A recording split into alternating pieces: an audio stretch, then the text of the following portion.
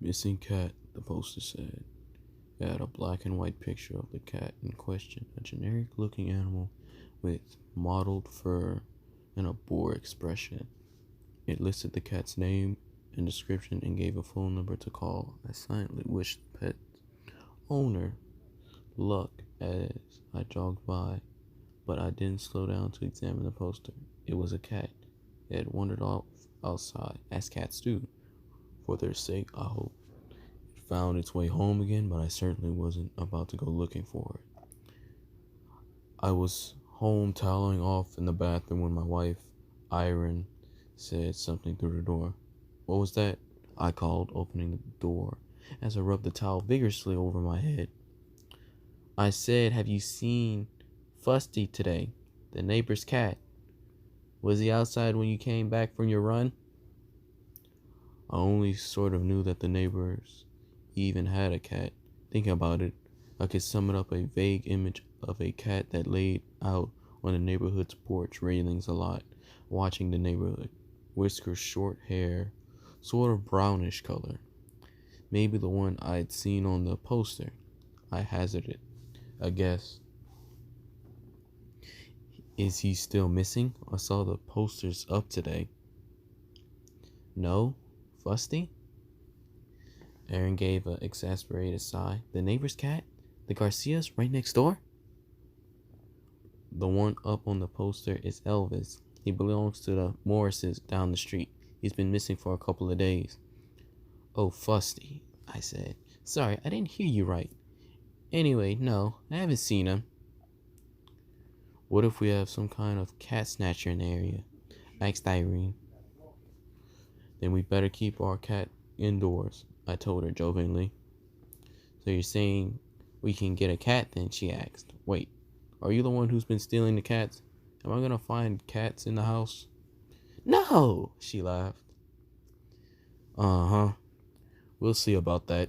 I walked out the bathroom calling for the cats. Busty, Busty, are you here? Elvis, meow, if you can hear me. What's going on? My son Aiden's voice piped up from upstairs. Your mother's a catnapper and we have to stop her heinous crimes, I told him. Aaron smacked me playfully in the arm. What's heinous mean?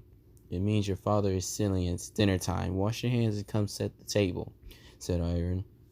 Aiden disappeared down the upstairs hallway. You can't distract me with food.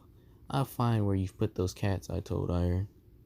She ignored me entirely, which was a very reasonable response. That was Monday. Missing dog, the poster said. It had a color picture of the dog in question, a big yellowish mutt with a goofy-looking smile on his face. I recognized him, though I couldn't have told you his name. He was often out in his backyard when I was jogging, barking through the fence and wagging his tail. I like to think that he was happy to see me.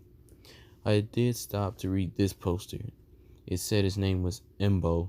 He was the Carmichaels and thought he had gone missing from their backyard. Probably jumped the fence. Dogs can jump a lot higher than people think.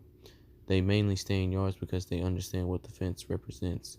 But if they see something they want badly enough on the other side, they'll go over. I felt bad for the Carmichaels. They had a son named Scotty who was in Aiden's class at school and who was doubtless torn up over his missing dog. He was probably spending the evening out looking for his dog, hoping to find him. I hope he found him alive. Cars drive faster through our neighborhood than they really should, and things can easily end badly for a dog darting out into the street. Or maybe there really was something going on, like Irene suggested. 3 pets missing in just a few days? That seemed suspicious. Why someone would be kidnapping random suburban pets was beyond me, but people do strange things all the time.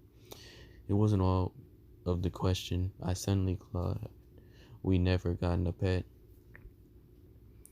Movement beyond a nearby bush caught my eye. A flash of something dark moving suddenly. Imbo?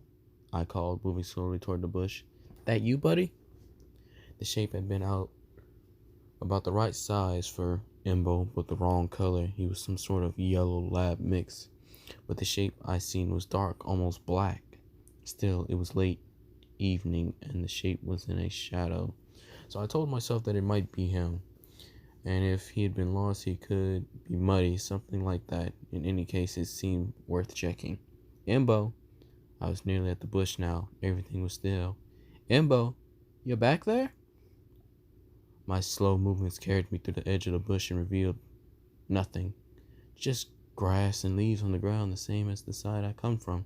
Confused, I crouched down and looked underneath the bush, even poked my hand inside to rustle around.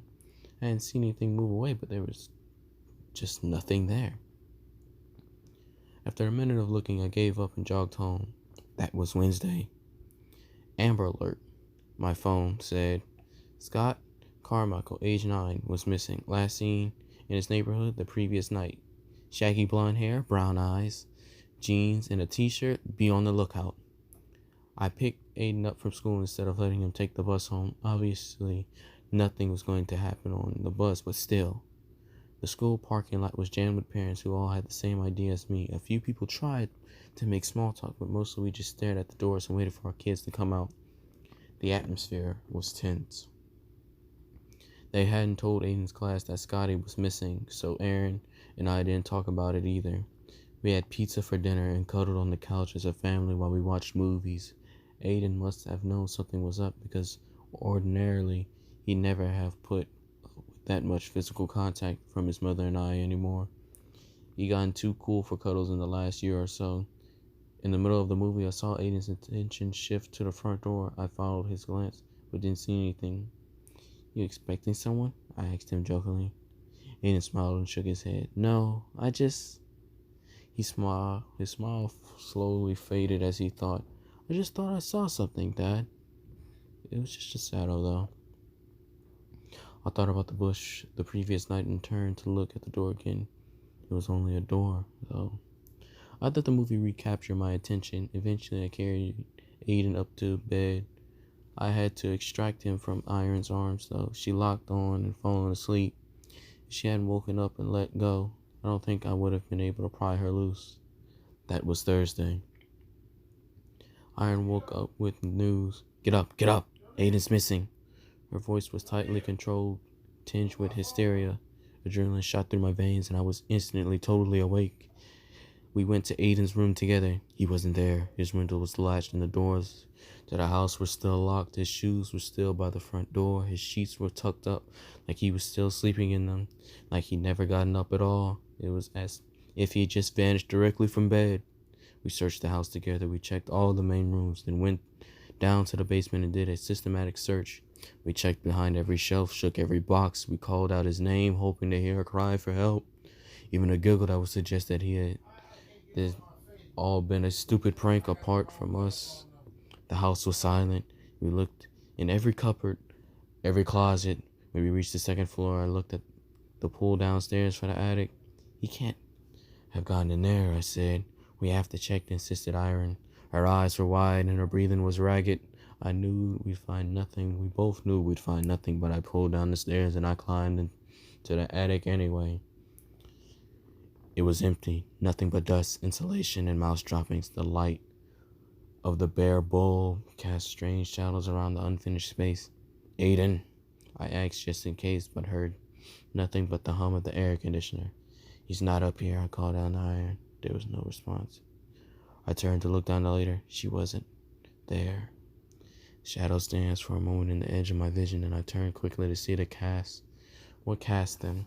Pain exploded as I hit my head on an exposed beam, staggering myself. I fell to one knee, eyes watering, and that was when I saw it for just a split second. I saw all this in an instant. It was dark, chitinous, like a cicada. Its skin, shell, casing was a molten brown, almost black. It had sharp, serrated legs, 6 of them. It stood upright on the hindmost pair, which bent backwards like a dog. It was taller than Aiden, close to 5 feet tall. It gave an impersonation of hunger, of anger, and of teeth.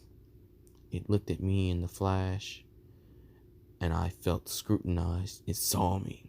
Then it was gone. A millisecond later, seen only through sharp pain and watery eyes, I could believe I had imagined it, except that Iron was gone. No stain, no blood, no sign, just absence.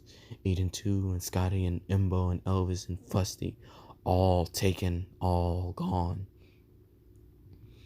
I scrambled through the attic to where it had stood. Nothing marked its presence. No dust had been disturbed by its passage, but Iron and Aiden had been sliced from the world, all trace of them as gone as the creature I glimpsed. I stumbled down the stairs and made my way outside, somehow believing that perhaps they'd only been taken from the house, that they were not outside our world, but simply outside. Found there only made things worse, though. The neighborhood was alive. People ran from their houses and were gone in mid-step. Men and women called out for their spouses, for their children, their frantic cries unanswered. As people realized what was happening, they retreated to the dubious safety of their houses, shutting the doors and drawing. I did not bother. My house had already failed as a sanctuary.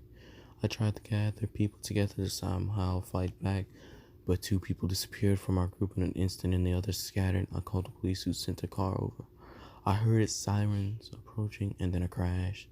The siren still sounding. I suspect that if I went to look, I would find an empty car still running. I don't know why I haven't been taken. I don't know what they want. I don't even know how many they are. I haven't seen any since the attic. Only ideas of movement glimpsed at the edge of vision, and the absences which speak to their presence. I'd given up. I can't think of anything else to do, nothing but sit here and wait. I can almost see their flickers behind me. I won't look. I don't know the game, but I won't play it anymore. I love you, Aiden. I love you, Iron. I hope it didn't hurt. Yeah, so this is I should have paid more attention to the missing cat poster, written by Micah Edwards on Creepypasta. Go check it out. It has a rating of 7.